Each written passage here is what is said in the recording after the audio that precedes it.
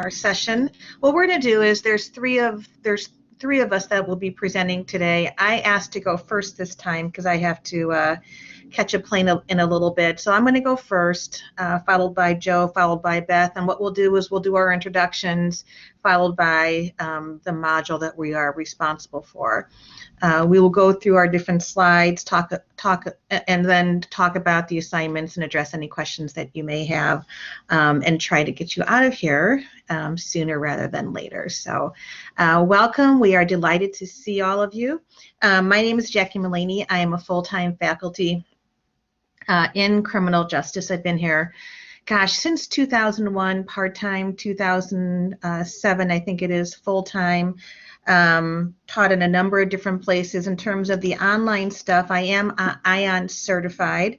I did complete all of the Blackboard courses for online development. I've developed 4 courses now for our criminal justice program, and I'm also on the peer review committee for online course development. So I've been doing this for a little bit. It doesn't mean that I, like many of you, there's a learning curve, right, that you constantly learn because things are constantly changing as well, or new things pop up that you didn't have to deal with before. So I'm going to share my files now, so give me a moment.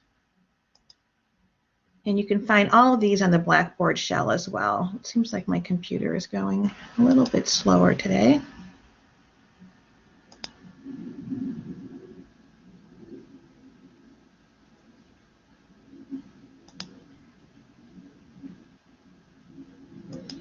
Okay, and what I have the pleasure of talking about is making courses more accessible, not necessarily more accommodating, but more accessible. And I'm going to walk you through kind of what we mean by that and the different areas that can make courses more accessible for each of your students. And then I will talk a little bit about the assignment as well.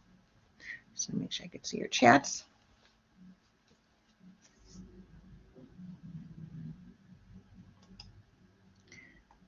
I do want to point out that Triton does a really good job at working with students with disabilities through the Center for Access and Accommodative Services. And the aim here is to certainly talk about that, but also talk about how we can make all of our classes not only more accommodating, but more accessible for all of our learners.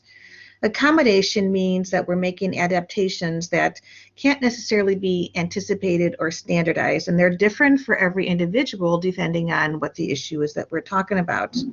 With accessibility, the positive part about making classes accessible is that no one really has to announce their disability. All of the courses will be accessible for each of the students and addressing all of their needs. So why is accessibility so important for online learning? And perhaps many would argue even more important than for face-to-face learning. A significant number of people in our classrooms and classrooms kind of all over the place have disabilities that can sometimes make it difficult to take not only a face-to-face course, but an online course as well. According to some of the research out there, about 1 in 5 learners have some type of disability, and over half of these have a severe disability. Looking at online learning, many students with disabilities prefer online courses to face-to-face courses because it puts them kind of on equal footing with other students, and perhaps even more important, they don't have to announce their disability. It's also important to note that there is a legal element to this discussion. Accessibility is required by law. Federal law requires universities to make courses accessible. The American with Disabilities Act prevents any college or university from excluding disabled students in activities, services, and programs, and part of our mission here is to help to move Triton to becoming a more accessibility-centered institution. What I'm going to do for the next couple slides is just talk about how to make our documents more accessible. And the documents that I'm talking about are numbers that we are all fairly familiar with. These include Word documents, Excel files, PowerPoint presentations, pages on Blackboard, PDFs, and other documents. The core principles are pretty much the same for all the documents, and many of them have the same accessibility tools that make it easy for us, but the individual steps can vary depending on the specific tools that we're talking about. The key thing to keep in mind is to use headings, use lists, format tables correctly, check overall accessibility of your documents, and I will show you how to do that in a moment. Make sure you address some of the color suggestions and contrast settings, use meaningful hyperlinks, add alternative text to images, and again, each of these slides that I'm talking about will address some of those issues. So let's first look at Word documents, as perhaps those are the most commonly used documents in teaching.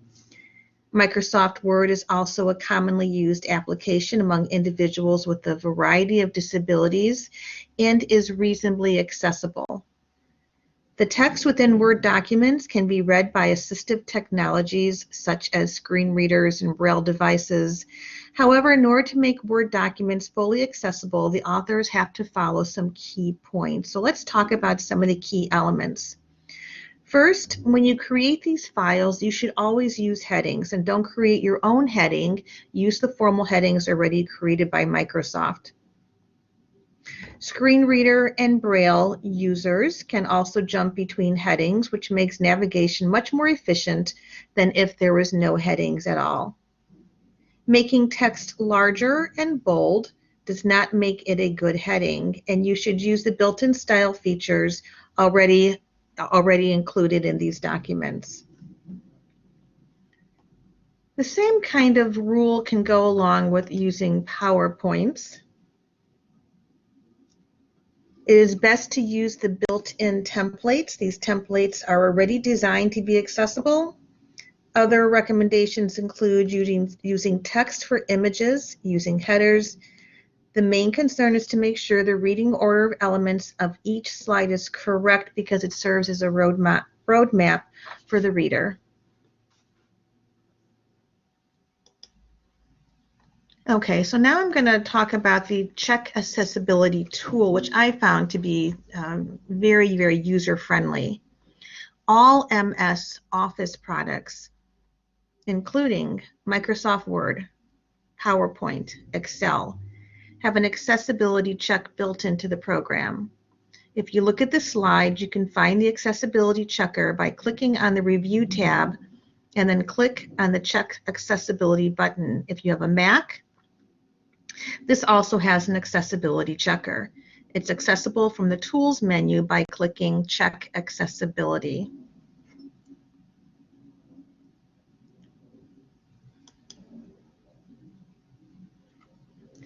In this slide, or slides, I show two different examples of what appears when you run the accessibility checker. If you look on the image on the left, this is kind of what we're all aiming for. It tells you it ran the check, no accessibility issues found. People with disabilities should not have difficulty reading this document. The image on the right is a little bit different. It's from an Excel file in which I shaded the colors different colors. And we're going to talk about color contrast and use of colors alone as an issue as well. The accessibility checker indicated that the color contrast was not adequate to allow people to read text in the shaded areas. The great thing about using the built-in checker from Microsoft is that it tells you not only what is wrong, but it also tells you how to fix these problems as well.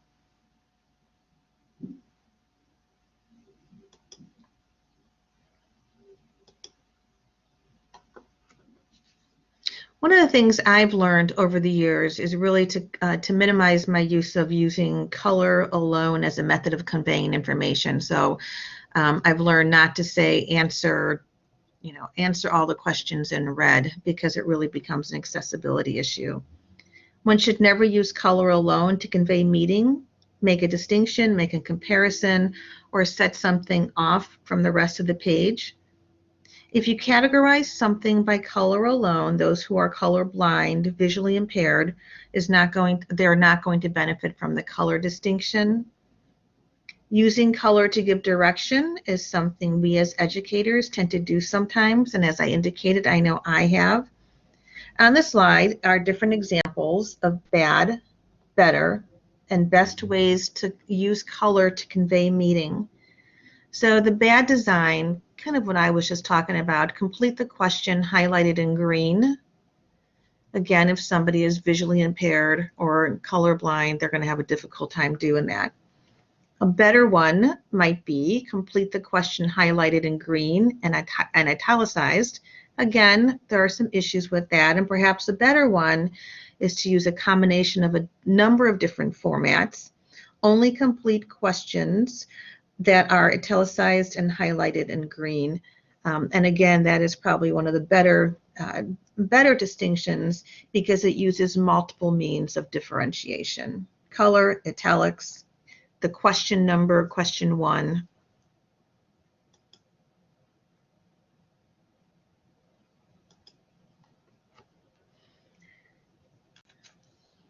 Kind of along the same lines are the whole issue with color contrasting. And we have to take into account that there are some colors which are not easily seen for individuals who have color blindness. And these individuals need sufficient color contrast to determine imagery. There are also specific color combinations that are very problematic for people who are colorblind, and there are tools out there to help us, the authors, make sure that we are addressing this issue. These are called color contrast tools, and one is highlighted on this slide. WebAIM is one of the ones that is used probably most often. It will make sure that there is enough of a contrast and show how some color contrast may be problematic. WebAIM and several other color tools are located in this module.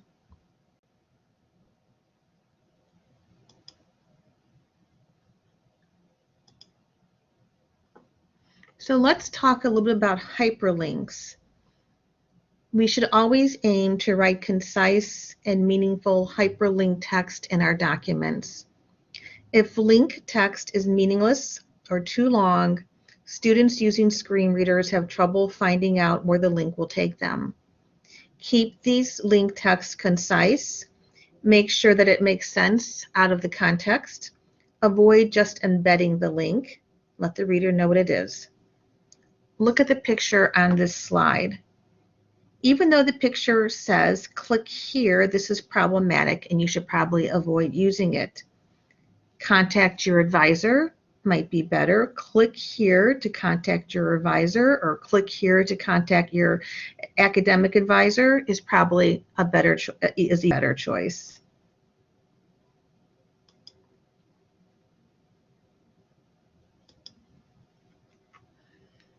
Okay, now another issue is the use of images. The important thing here is to make sure that you label them in a manner that they are being used. All images you include in documents and on pages should include alternative text, letting the reader know what the image is about. An alternative text, also referred to as alt text, is invisible text attached to images. It is read aloud by a screen reader, enabling someone who can't see the image to access the meaning of the image. Programs such as Microsoft Word and PowerPoint enable you to add alternative text to images. You can also add alternative text on every image embedded in Blackboard. This is required for all images, and writing it can be tricky as the alternative text you include is different for images that are active, informational, redundant, or textual. In active messages, such as the one on the top left, the images serve as a link or a button. Clicking or hovering over it causes an action to happen. For these, the alt text should refer to the function of the image. In an informational image, such as the one shown on the top right, the image is not active but conveys information that is not given in a caption. Use alternative text that conveys the same information as the image. So for this, it would be map of the United States, For images that contain text, such as the one on the bottom left of the slide, the alternative text should be the same as the text in the image. So this is an example of a textual image. And then finally, the bottom right image is a decorative image, and it doesn't really convey any information. And so the alt text would simply be alt.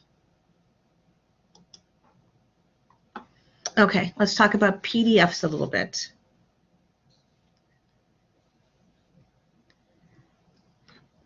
We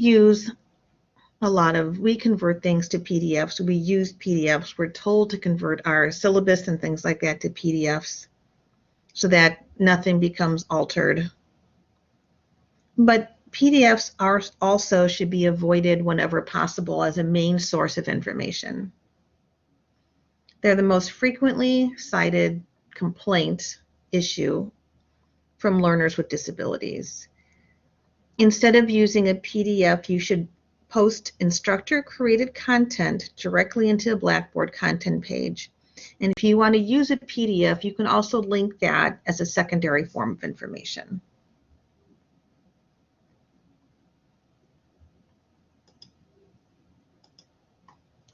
The use of videos, also a very popular learning tool. I know I use them quite often in my criminal justice classes. But just like all of our other elements in our classes, you have to make sure that videos are accessible as well. Many of the elements that we talked about in other formats should be applied to videos as well. There are some guidelines. First, you should use colors carefully and in good contrast. If there is text on the screen, it should be easy to read, large enough font on the screen, long enough for students to read. You should always add captions to your video. Captions are text alternatives of the audio content synchronized with the video. Captions not only have the text description of the spoken word, but also include descriptions of the background music so that someone viewing this has the same kind of atmosphere as someone who does not need the captions. Apart from making videos accessible to people who are deaf or have hearing loss, captioning has other additional benefits for all students. It can help people who may be learning the language, and captions can also help people view videos in loud environments or who cannot have the sound playing due to their environment. Popular video hosting such as Facebook and YouTube do have captioning options available, so once you upload the video to them, the captions are automatically generated. Also, another option is to have transcripts of the videos. Transcripts can be thought of as a text version of the video. Again, options such as YouTube and Facebook create auto-generated transcripts.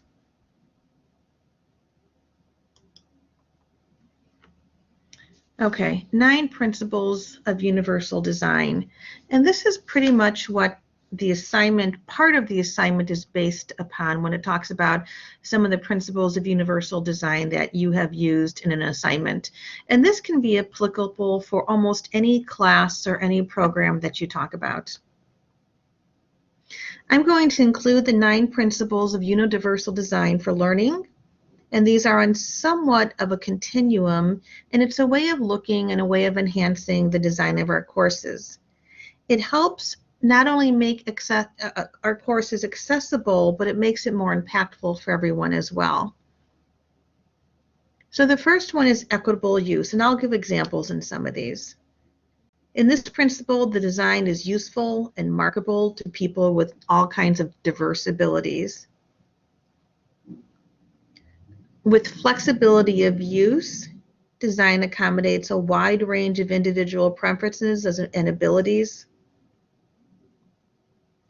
Simple and intuitive, meaning the design is easy to understand, it's organized. The fourth principle is perceptible information. This can include the use of videos, which includes captions or transcripts. Number 5 is tolerance for error.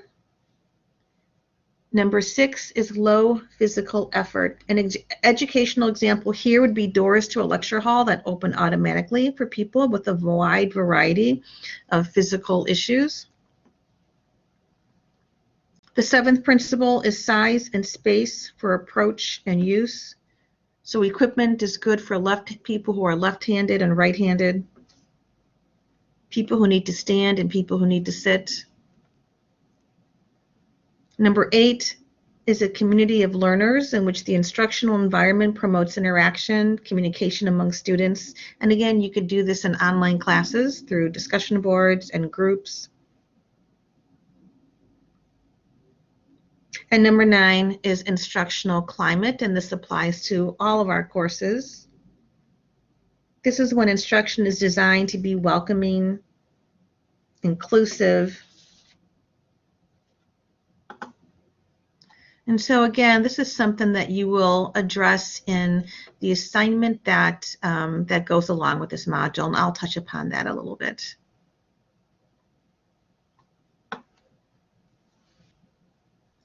So this slide, I'm not going to get too much into this, shows the different categories in which universal design can be applied.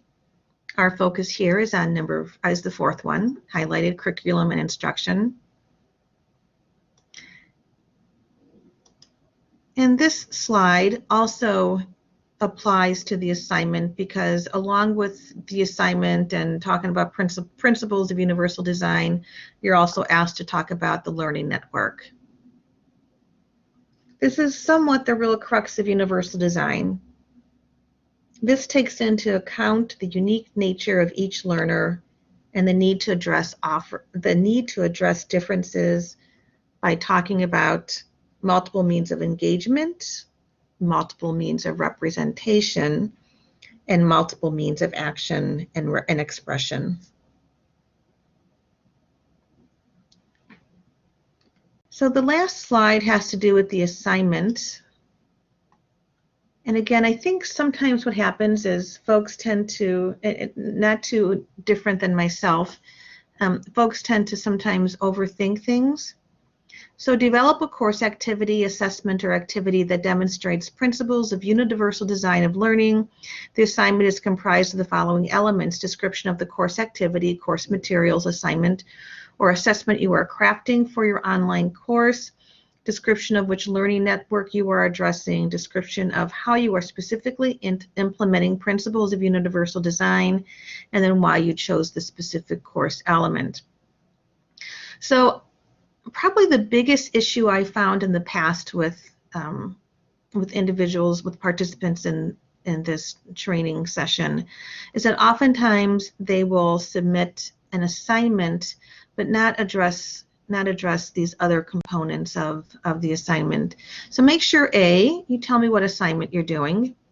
And then the second thing is tell me which learning network you are addressing. Oftentimes students will talk about all three. They'll talk about the why we learn, the what we learn, and the how we learn, and how this kind of assignment addresses each of those. And then the other one is a description of how you're specifically implementing principles of universal design. And that's, again, when you go back to this slide, and just pick and choose a few of these and how your assignment takes into account some of these principles, making the assignment in your class accessible for all, how it enhances learning, and then why you chose this specific course element or course assignment. And again, sometimes faculty will say they chose this because they needed to kind of rethink it anyway. There needed to be some modifications made because sometimes students will struggle in this area. Or you know what, they did need to include transcripts and captions and rethink some of the slides and look at color contrast. So again, you know, typically participants do well on this assignment. Just make sure you're addressing each of these different categories. Okay, any questions with that?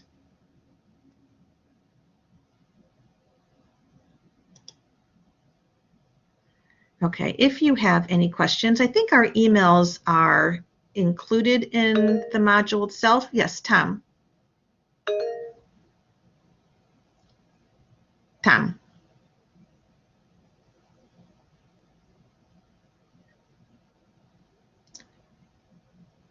I don't know if I can. Hello? Yes, now I can hear you. Hello? Did you have a question? I'm not hearing you unless it's just my speaker. If you want to write it in the chat box, maybe. Is anyone else hearing him and I'm not, maybe? I don't hear anything. I heard him briefly, but Yeah. low. Yeah. Okay. Yeah, also I heard him.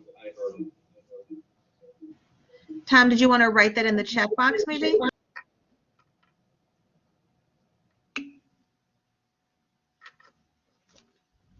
Okay.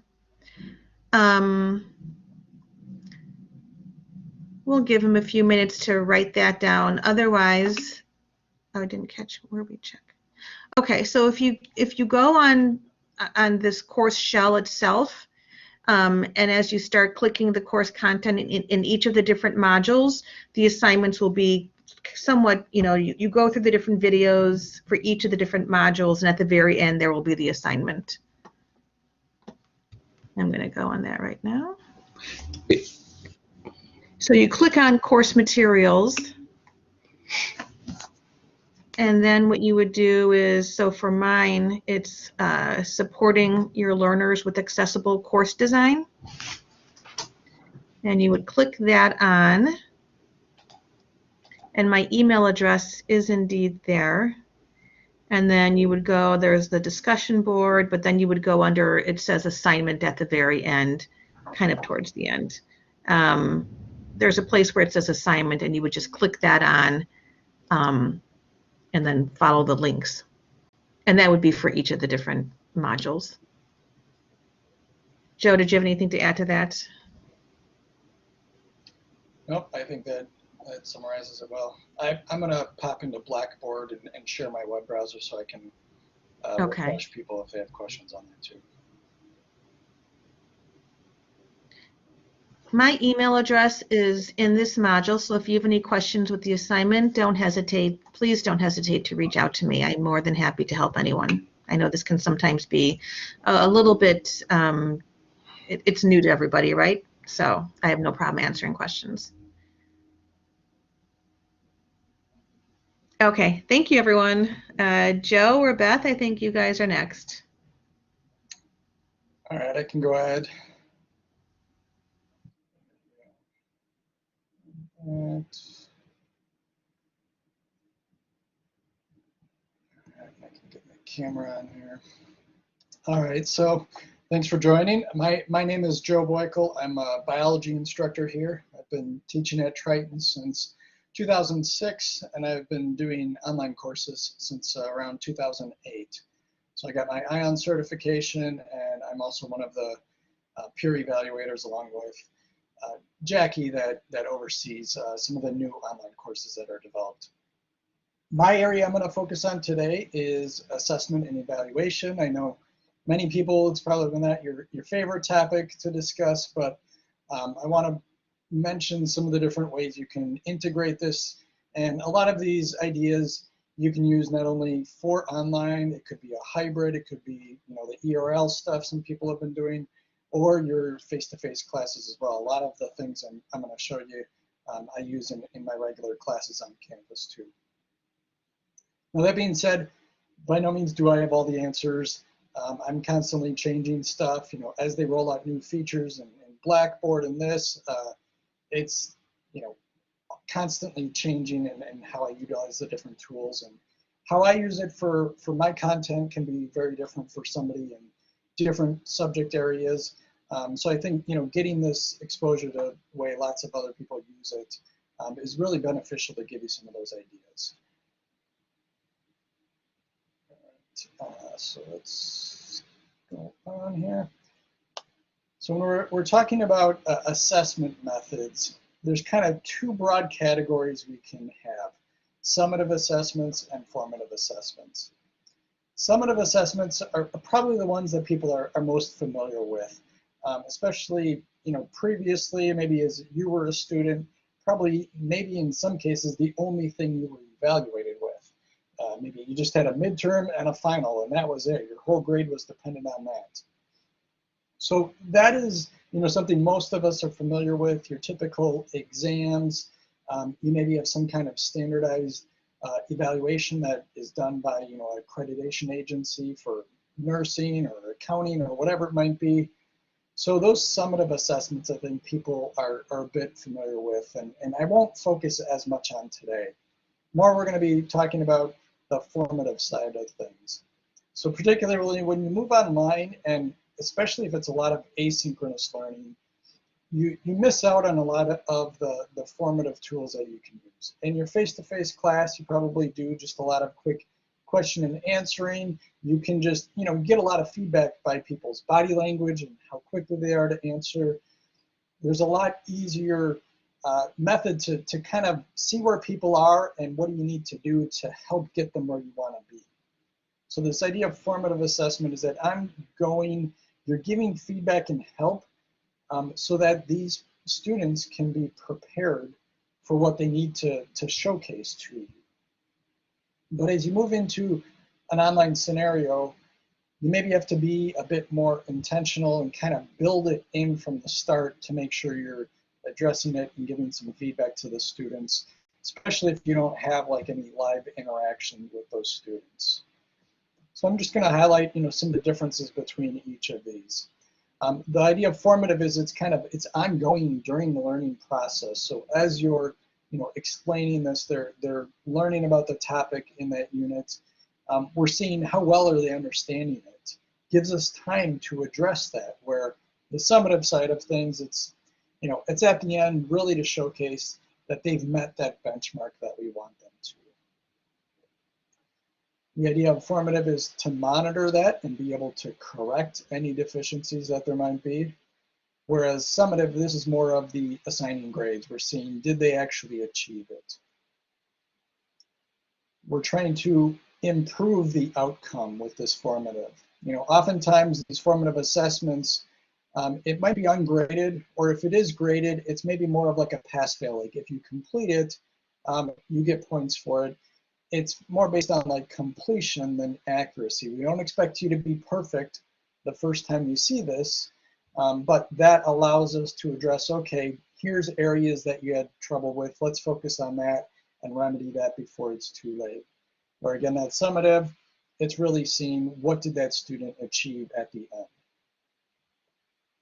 Formative assessments, often these are very little content areas. You might have possibly several of these within one regular class meeting, where the idea of a summative assessment, it's usually broader chapters, content areas, units. You're often looking at multiple chapters at a time there. So the comprehensive nature is a lot broader with the summative than formative assessments. And formative, it's a process, it's repetition. We do this, you might use the same tool repeatedly throughout your course to identify different areas where there's problems. Where again, that summative, that's your final product. This is, everything is done showing us what that student has understood and can convey knowledge to other people about. So there's a wide range of tools that can help you out with this. One of these, I'm going to show a little video here, a tool, Poll Everywhere. It's similar to some of the built-in polling features that Collaborate has. I know one of the drawbacks people don't like about the polling tool in Collaborate is you can't set up questions ahead of time.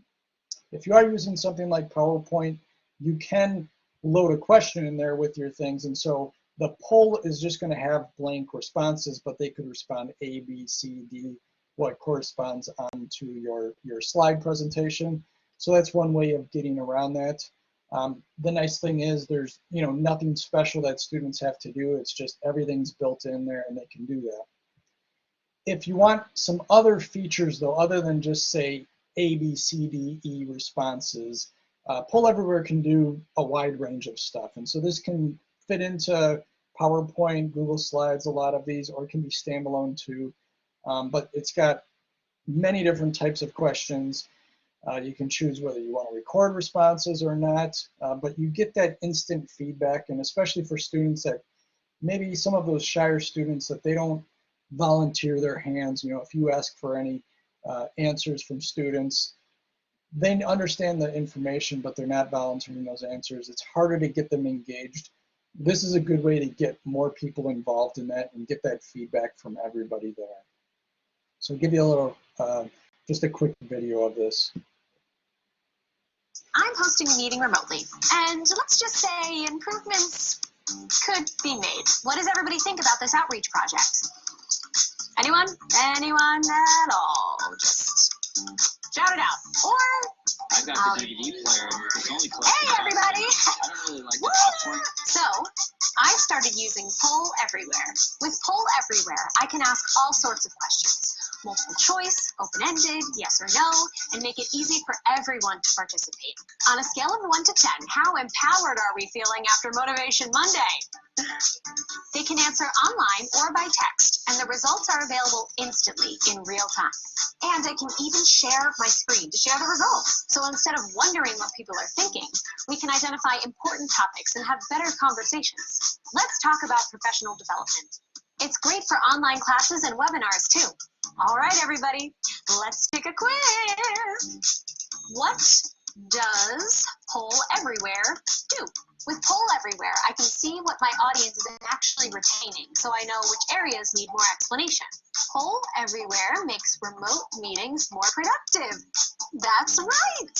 And to increase participation, I can even send the survey link in advance. Stop sitting through remote meetings that aren't even remotely productive. See what I did there? Get live feedback that helps you have better remote meetings. Poll Everywhere. Sign up and get started today. Now where's that end meeting button? Oh, there it is. I'm hosting. All right, so here's an example of what it can look like in a presentation. You do have the extra step with this where students have to log in, so you can either use this website address. The good thing is it is one that is specific for you as an instructor, so it's going to be the same every day your students do this. So they can just add like a bookmark to this. And depending on the type of question you're asking, there's also a text message option that they can use. So you text, and again, this is going to be the same thing that you always use. So once they have like a text thread going, it's there for them to use every class period. But then what happens is it pops up here, and you know, if somebody was to go and visit and use either of these options, they can respond with these choices. And then I can show and I can, you know, choose what answers if I want people to see how they're responding or not, and I can share that. Again, it's a way to get that quick feedback from the whole class that's involved there. It's free. There's no charge to this. You can have, I think, like up to 50 people. So for our class sizes, it works great, and so it's not an additional charge for any of the use that I do. To get some of the extra functionality, there are some paid options, but nothing that I have to do has ever required that at all. Some of the other options out there, Pear Deck, Padlet, Flipgrid, a wide range of options here. A lot of these can be like some virtual flashcard type activities for students to use on their own as a study tool. Kahoot is one of these. Again, it's a free website. There's lots of pre-made questions out there, but you can create your own as well. And it's kind of like that bar trivia type of game where it'll pop a question up on the screen, then the responses will come up, and the faster you answer, the more points that you get, and so it creates a little game competition for your students. I often use this as like a review before an exam. Students seem to enjoy it, like the competition aspect of there, but it's giving them some of that feedback of, you know, am I understanding what these questions are like? It is only multiple choice for these, so you're a bit limited there, but it's worked out well as a review game. And students can also do this on their own, so you can have it as a live session, but you can also make it where people can do this independently as well if you want. All right, so are there any questions? I was gonna pop on over into Blackboard quick and show you one of the other things the assignment is touching on is the use of rubrics. And so I just wanted to go over that quick in Blackboard, but did anybody have any questions before we jump over there?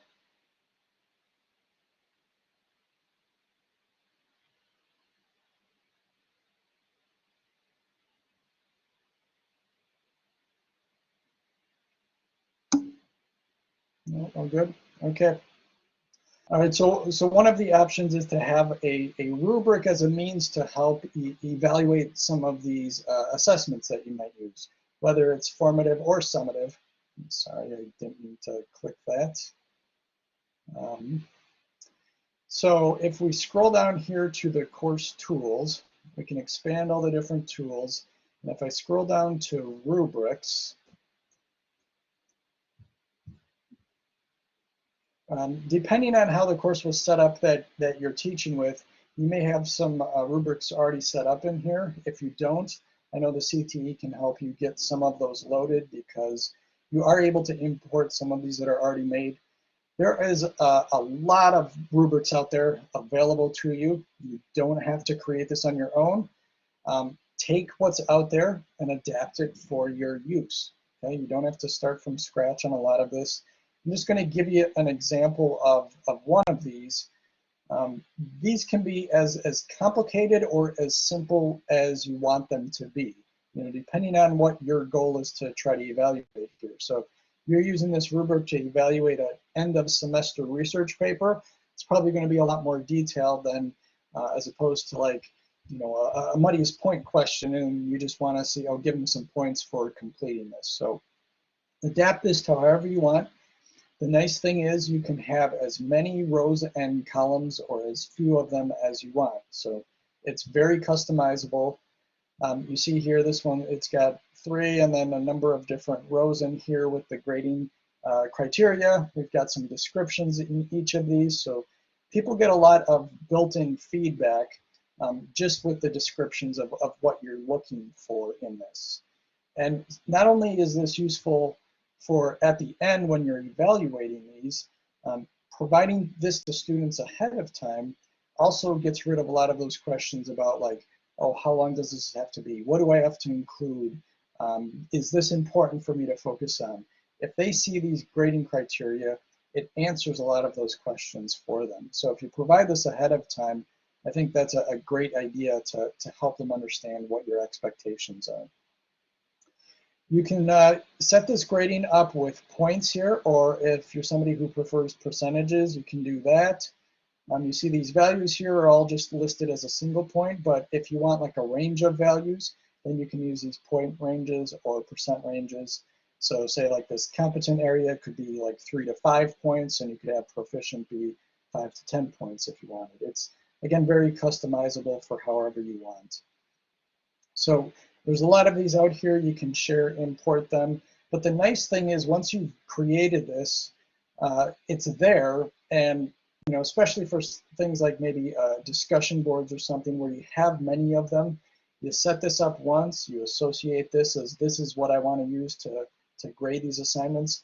And then when you go and evaluate them, it's as simple as just clicking on one of these boxes. So you can have the student responses there. You've got the rubric right next to it.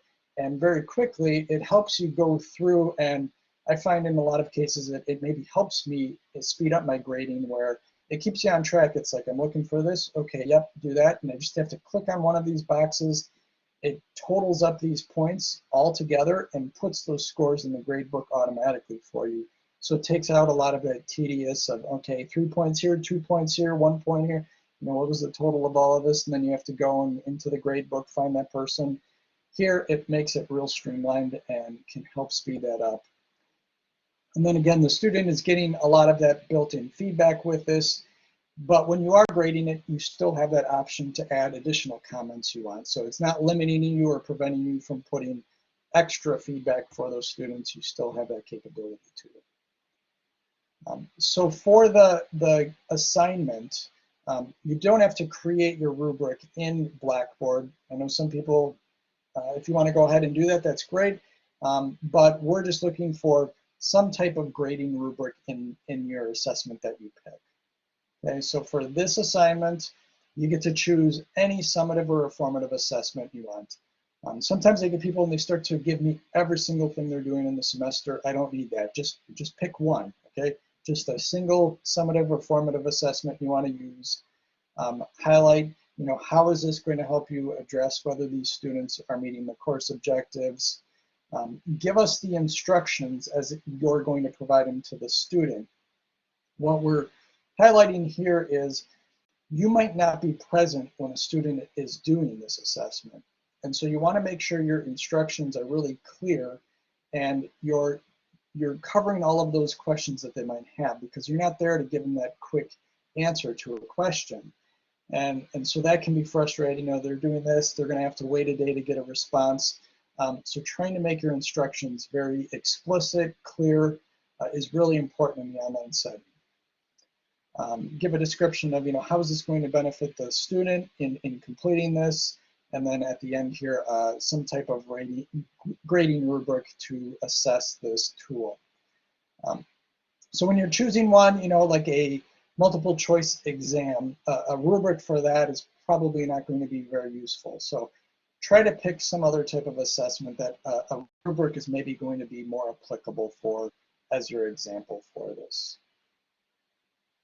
And here I can pop back over into Blackboard if we want. So if we go into one of these content units here, actually, I'll get into our pedagogy course.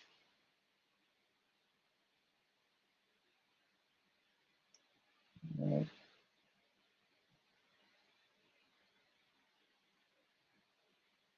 And so for this assessment one here, again, contact information for each of us is at the start of each module. The overview of all of this, here are some of the videos to watch, and then there's a discussion board to participate in, and here is the assignment. So when you load this up in the student view, it will look like this for you. Again, the points that I just mentioned on that last PowerPoint slide are right here for you, and so you can go ahead and attach a document here for your submission. That gives you a little perspective of the student side of things. So does anybody have any questions for me?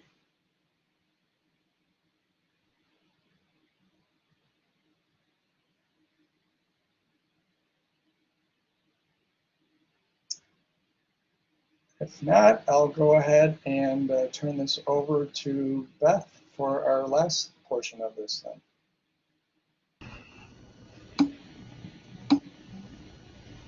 All right. Hello, everybody.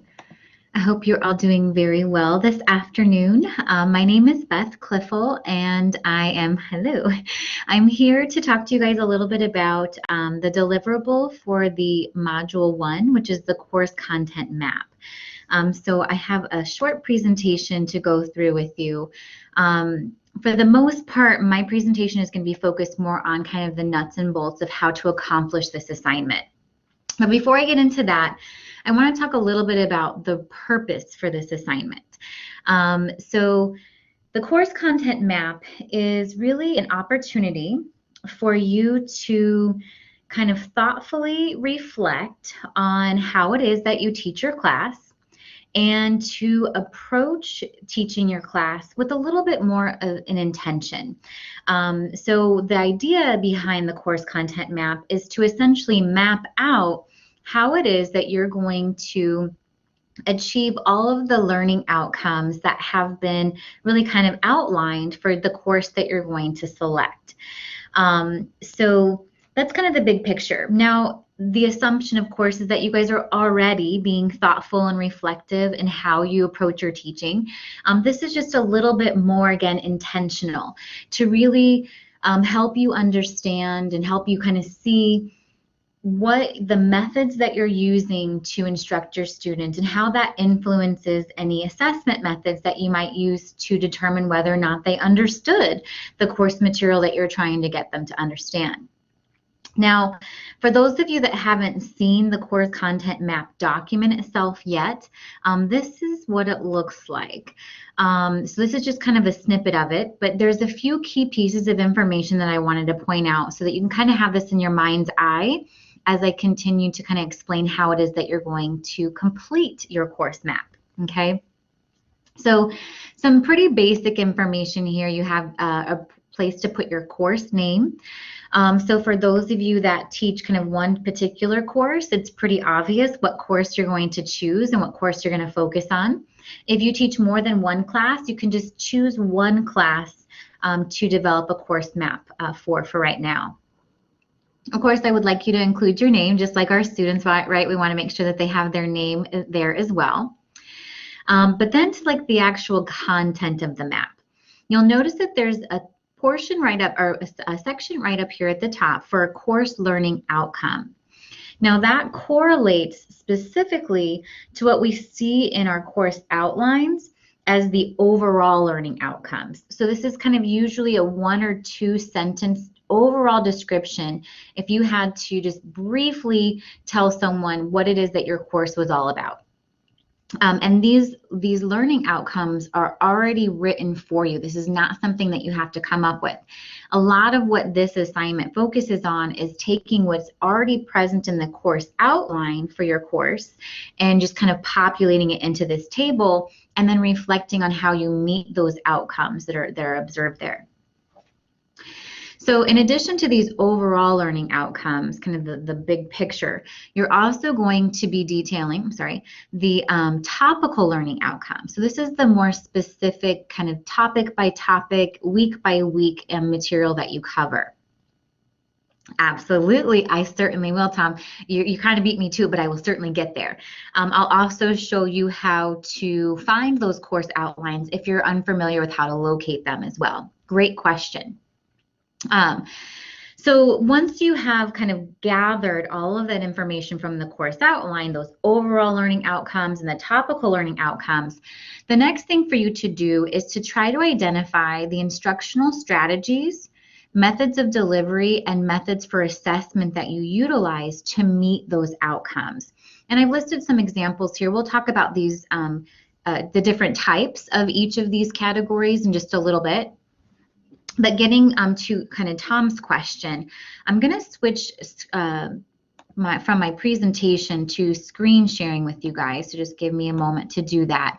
Because what I would like to do is show you where you can find these course outlines. And then we're going to take a look at the course outline together so that you can be more familiar with where to obtain the information that you're going to need to complete the course content map. All right, so everybody kind of sees this infinity screen here. So what I want to show you guys is, again, where those course outlines are located. So I'm logged in the portal. So this is maybe something that you guys are familiar with, right? What you'll notice is that here in the faculty resources section, if you kind of access that pull down menu, you're going to see the link to the curriculum page. So if we go ahead and click on that link, you're going to be taken to this site here, and then all the way over here on the bottom right-hand side, it's almost out of sight here, you'll notice a link to the course outline. So it's right underneath this Resources and Links tab over here on the bottom right. If you click on the course outlines, it's going to take you to a breakdown of all of the course outlines that have been approved by the College Curriculum Committee, and it's organizing these course outlines by discipline. So you can see here that I access frequently the discipline in which I teach, which is biological sciences.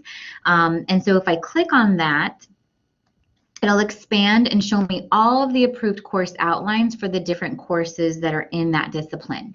So you would just kind of search until you find the one that you're looking for, okay? Now, just as an example, I've pulled up a course outline, and I think this is actually for speech, right? So the course outline, for those of you that aren't familiar, looks a little something like this. And if you scroll down from this first page to the very top of the second page of the course outline, you'll notice this section for the overall learning outcomes. Again, this is going to be what correlates to those the learning outcomes from the very top of your course content map. So you'll notice here, for example, these are the outcomes themselves. It's again just usually 1 or 2 sentences, a very brief description of the overall purpose for that particular class. So it's simply just copying and pasting that to the top of your course map. Now, the second piece of information, as I was alluding to earlier, that you want to grab from this course outline is actually found all the way at the bottom of the course outline. So if you scroll all the way down, the very last thing you're going to find in a course outline is this topical outline. So this is the last section here. And this topical outline, as its name implies, is going to break down the course topic by topic. So you'll notice over here on the left, there's a variety of different topics. And what you'll notice over here on the right is that there's these topical learning outcomes that correspond to those particular topics. And it's these topical learning outcomes that we're going to kind of copy over as our course outcomes into the course content map. So I realize that the difference in the semantics can be a little bit challenging to overcome at first. So just to make sure that it's all clear, going back over into our presentation and back over to my, my slides here. If we take a look at this slide, it's basically kind of just letting you know that correlating to the overall learning outcomes on your course map is the course learning outcomes from the course outline, right? So as I was just showing you, you have those 1 or 2 sentences that kind of reflect the big picture. So going back again to that course map, that's what you're going to copy and paste up here in the course learning outcomes. Any questions so far?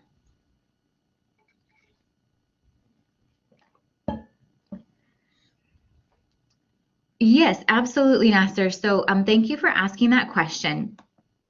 The course map, right, the actual kind of formatting of it is really focusing on making sure that these key pieces of information are present, okay? Now, when you look at how the map itself is kind of organized, it's organized into, I think, 12 different modules, for example. You can organize these modules any way you see fit. So maybe you divide up your class into 5 main topics and you have only 5 modules. Maybe you divide up your class kind of on a week-by-week basis, so you have 16 modules. As long as these key pieces of information, the instructional strategy, the method of delivery, and the method for assessment, as long as those are clearly aligned with the learning objectives, the specific format in which you utilize to accomplish this is not really significant to me. It's again more just to ensure that you're creating this really clear picture of what you're doing in your class to achieve the course learning outcomes that have been approved for that particular class. Did that answer your question? Yeah, kind of. Maybe I should elaborate a little bit more as far as the mapping goes. You know, we do a lot of labs for our students, and I really don't see a spot there that can reflect that. Yes, great. Thank you for bringing that up, because I also teach lab classes in the biological sciences.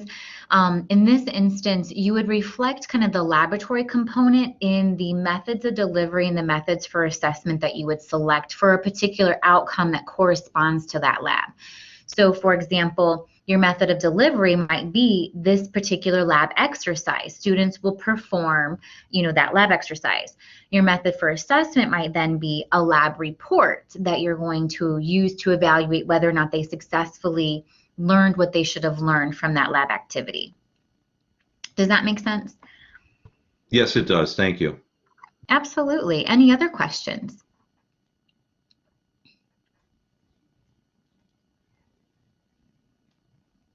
All right, well, I will take the silence as a no. We can go ahead and kind of look back again to the other key elements of the course outline. So again, overall learning outcomes are the same as the course learning outcomes. Perfect. Thank you for that feedback, Daryl. All right, so the other aspect that you're going to be gleaning from that course outline are these learning objectives, which, going kind of forward a few slides here, Remember, those are the topical learning outcomes. Those are from that last table at the end of the course outline. Thank you so much, George. The section that is listed as modular for, yeah, so what we have is a module. So let me go back for just one moment. So what we have kind of classified here as a module is really just a space holder for you. So you may want to just say, like I said, week 1, week 2, week 3. So let me just give you a for example. So in the anatomy and physiology class that I teach, I might have these modules organized, say, by body system. In my general biology class that I teach, I might organize it by week topics. Oftentimes what you're probably going to find is, going forward one more time to that course outline, oftentimes you're going to find is you're probably going to mimic a lot of what's happening in this topical outline to begin with, where the topics that are kind of organized here correlate to the outcomes. So you might actually see that the topics become what we have as a placeholder for a module, right? And then you can kind of correlate those again to the outcomes that go along with that. Does that make sense?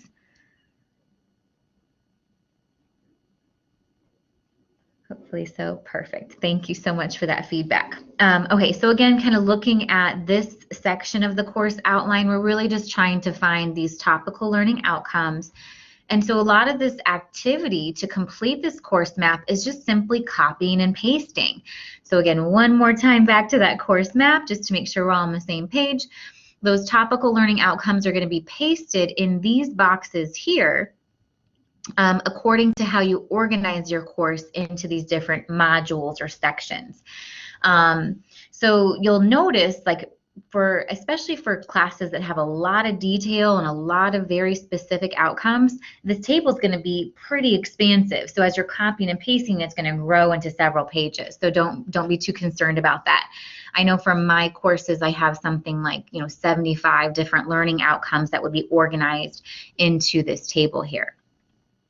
All right, so again, just to review everything that I've discussed thus far, if we take a look kind of at an overall schematic of what this assignment is going to entail, the first thing you want to do is to identify the course you want to focus on, right? So if you teach several classes, you can decide which one you want to start with. The second thing to do is to download the current course outline for that class. As I showed you guys, those are available in the curriculum page from the portal. Once you have that, you kind of do your copying and pasting job, where you first copy the overall learning outcomes from the course outline to the top of your course content map. And then once you've organized your course into different modules, again, for example, week by week or by topic, then you can copy and paste the topical learning outcomes from the course outline according to how you've organized those modules. So that's more of the kind of busy work aspect. Now the fun stuff comes into this final step, where you use this format to intentionally reflect on how it is that you achieve those outcomes, and you try to identify effective instructional strategies and delivery methods and assessment methods for achieving those outcomes. So when we look at that map again one more time, we see this kind of idea, behind the difference between an instructional strategy, a method of delivery, and a method for assessment. And you'll see some examples that I've included here, but I want to elaborate on them a little bit more, because these are not an exhaustive list. When you're looking at these different components, these different instructional strategies, for example, you'll notice that I have the instructional strategies as they're listed here. Things like direct instruction, indirect instruction, independent study, interactive instruction, and experiential learning. And that's based on kind of the 5 most common types of instructional strategies that we tend to utilize. So what instructional strategies you choose to employ will often dictate the type of method of delivery that you would use for that instructional strategy. So let me show you what I mean by that. If we go to my final slide here, what we see is an example of these instructional strategies that we just looked at, and then we have those kind of correlated with different methods of delivery. So in my classes, the vast majority of the time that I spend in class is spent lecturing on the content. I have a very content-laden course, so there's a lot of information to convey to the students. So I employ a lot of direct instruction where my method of delivery is lecture. I do also have the students break up into different groups to discuss the content and to work on various activities, which might be an example of indirect instruction if I'm just kind of giving them, okay, here's a topic, I want you guys to discuss it, or more interactive instruction if I have them kind of maybe building a model of a DNA molecule, for example. So you can kind of see how you can correlate the method of delivery to these instructional strategies. Here's just a few other examples of methods of delivery. So game playing is a really good way to get students engaged and kind of being more interactive in the classroom. Doing demonstrations, usually before a lab exercise, I will oftentimes kind of show the students the equipment and the tools they're going to be using, kind of do a brief demo of how they're going to use that. Sometimes I'll have students explain to students different concepts, so some peer instruction. You might use role playing, practice and drill. You might show videos. I do like to show brief videos in my class as well. That's an example of an indirect instruction because it's not coming directly from me. There's some times where if we get a little bit short on class time, I have the students, study some of the content on their own. So there might be some independent study there. So you guys can hopefully start to see the correlation between these two columns in your course map. Now, the final column, the method for assessment, is going to focus on how you evaluate whether or not your methods of delivery and instructional strategies were effective at ensuring that those students met those course learning outcomes, those topic learning outcomes. So, of course, we're familiar with some of the, as Joe just kind of went through, we're familiar with some of the more summative assessments like quizzes and exams, right? Lab reports are really important in my classes because I do teach lab-based classes. I also have students work on research papers. Their written assignments are really their lab reports, but some, depending on your discipline, right, in your particular class and subject matter, you might have various types of assessment that really work for you. So like if you're teaching a speech class, for example, having students actually give a speech would be a good example of a method of assessment that would be effective at assessing whether they effectively understood the kind of requirements for said speech. So this, again, is by no means an exhaustive list, but it's just here to give you a better idea of the kinds of things that you could be employing to, again, address the course learning outcomes for your particular class. So with that, I would like to turn the time over to you all to see if there's any questions that you have remaining regarding this assignment or the first module of the training.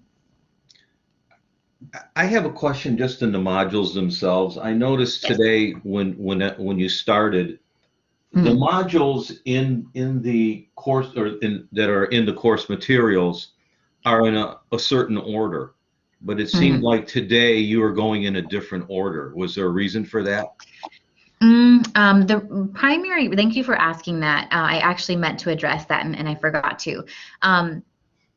So the order of modules is really just based on our availability for presenting, as far as how we approached it today.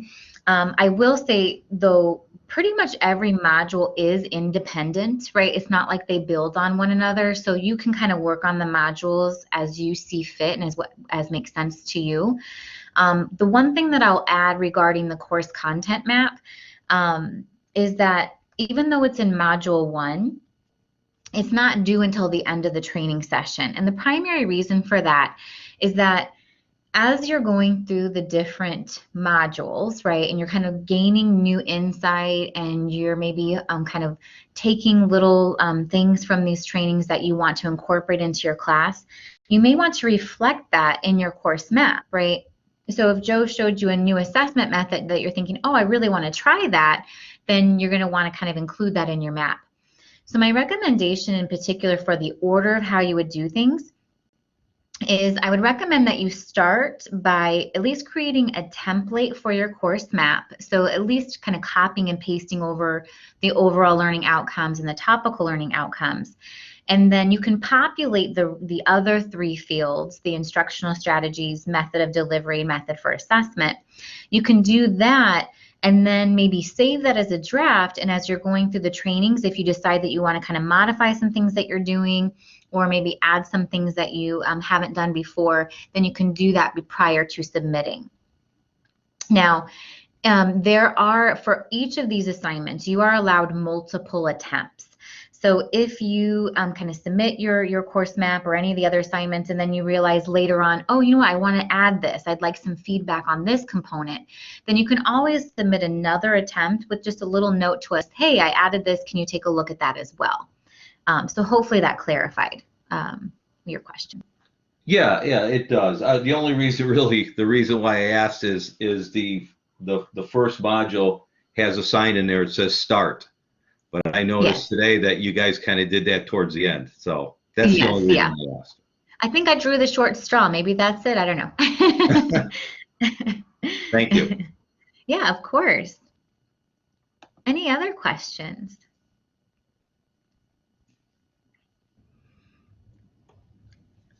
Actually, Beth, this is Tom Phillips.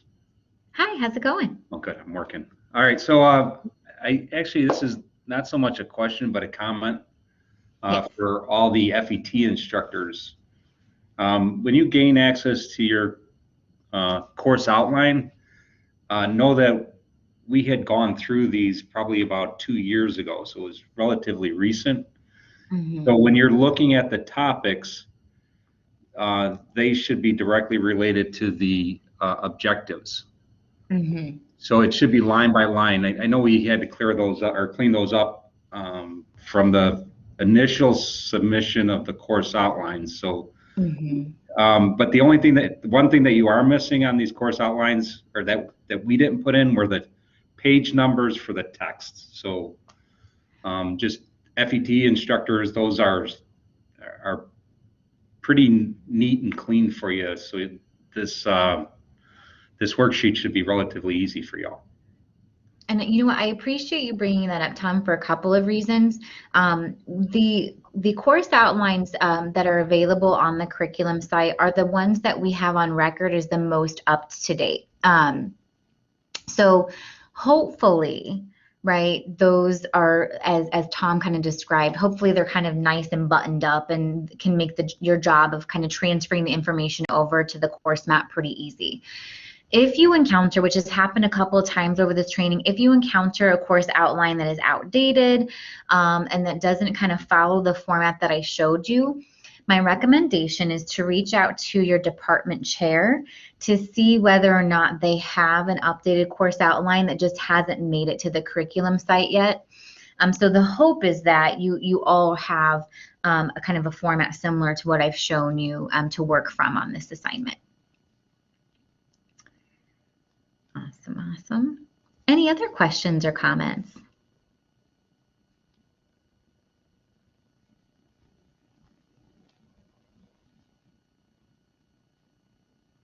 All right, well, thank you, Joe, and thank you, Brian, for the feedback. Awesome, I appreciate that, Desmond. Well, I just want to kind of reiterate what Jackie had mentioned and what Joe had mentioned, that we are here to help. We're all only an email away. My email is in module 1, but I'll put it here in the chat as well.